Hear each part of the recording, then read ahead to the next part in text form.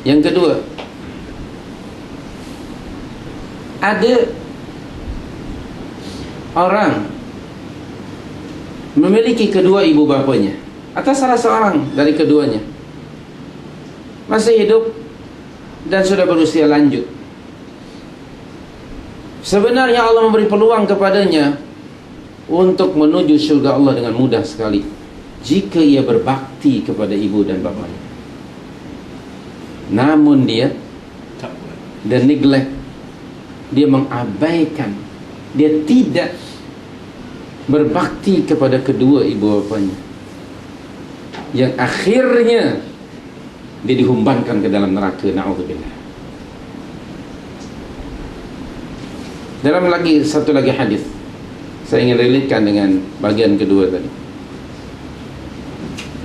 dari Abu Hurairah radhiyallahu anhu, dari Nabi sallallahu alaihi wasallam, raghima anfun. 3 kali Nabi sallallahu alaihi wasallam menyatakan hadis itu. Raghima anfun.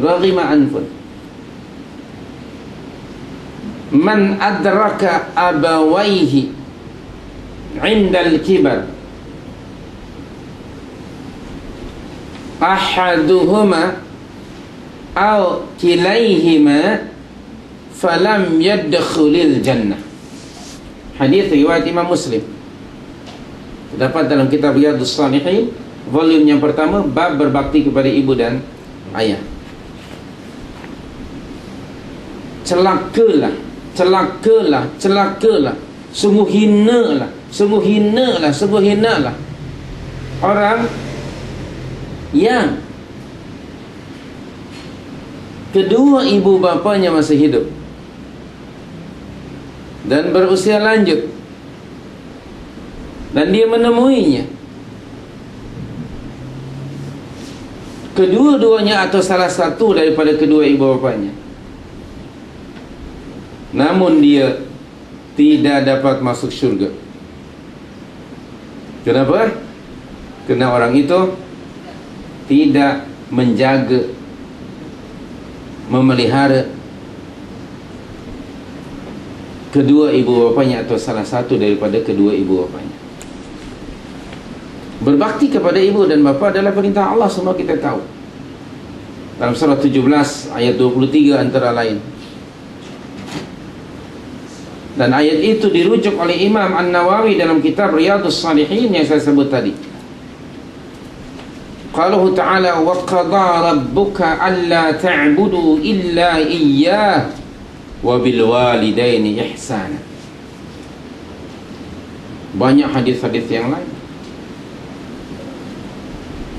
Barang siapa yang masih ada di antara anda sekalian memiliki ibu dan ayah yang masih hidup, tentu mereka lebih berusia dari kita, Allah sebenarnya memberi peluang kepada anda untuk menuju syurga dengan mudah jika sekiranya anda sekalian menjaga, memelihara fizikalnya, perasaannya, dan apa keperluannya, jaga baik-baik.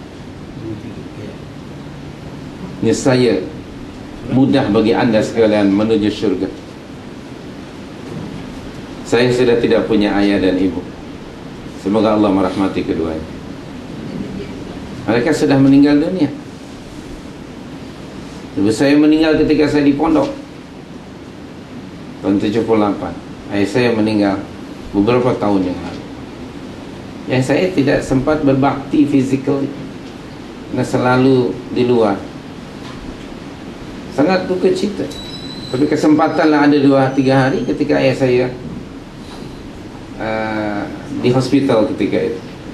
Adik-adik saya berdoa, ayah urus, dimandikan, dijaga, dan dia sudah tidak boleh larat apa-apa, bahkan buang air besar pun di situ, karena dia kena stroke, paralyzed, tidak boleh menggerakkan apa-apa. Maka saya dibagi kesempatan oleh Allah hanya 2 hari untuk menguruskannya. Semoga kebaktian itu sedikit sebanyak dikira oleh Allah sebagai amal saleh. Jalan itu sebetulnya Allah menunjukkan kepada anda, kepada siapa yang masih ada ibu dan ayahnya, Allah menunjukkan to you jalan menuju syurga begitu mudah jika menjaga dan memeliharanya. Sebaliknya jika menyia-nyiakan, akhirnya masuk ke dalam neraka. Lalu Jibril bagi tahu pada aku, ucapkanlah amin ya Muhammad. Aku kata amin. Dan berbakti kepada ibu dan bapa, kalau kita lihat dalam Al-Quran ya, bahwa in ummahatukum allati waladnakum, ibu-ibu kamu itu adalah wanita-wanita yang melahirkan kamu. Itu yang direct bloodline kepada kita. Dan kemudian ada berdasarkan musahara. Musahara itu kerana by marriage. Mertua, pak tua, saya sudah jadi pak tua ni sekarang, mertua. Masya Allah, I'm very happy kerana saya sudah sampai ke degree itu. Belum datuk cucu. Ya, barangkali next year anda panggil saya datuk. Sebab ada kawan saya yang tidak sempat punya menantu, dia sudah meninggal dunia. So saya alhamdulillah merasalah jadi mertua. Inilah mertua. I can't express to you because ini tak ada dalam teorinya. Subhanallahil karim. Itu penyebisan sekarang. Saya didik kepada anak saya, ayah dan emak kamu wahai Nabila bukan hanya ayah dengan emak, tapi mertua kamu itu juga pangkatnya sama dengan ayah kamu. Kerana apa? Kamu menikah dengan anak dia. Jadi you should also berbakti kepada, hormati, berlaku ihsan kepada. Kalau kepada orang lain, hatta kepada binatang, kita diperintah oleh Allah untuk berlaku ihsan dalam surah 28 ayat 77. So what do we think kepada ibu mertua, kepada ayah mertua? Bukankah itu lebih lagi mulia?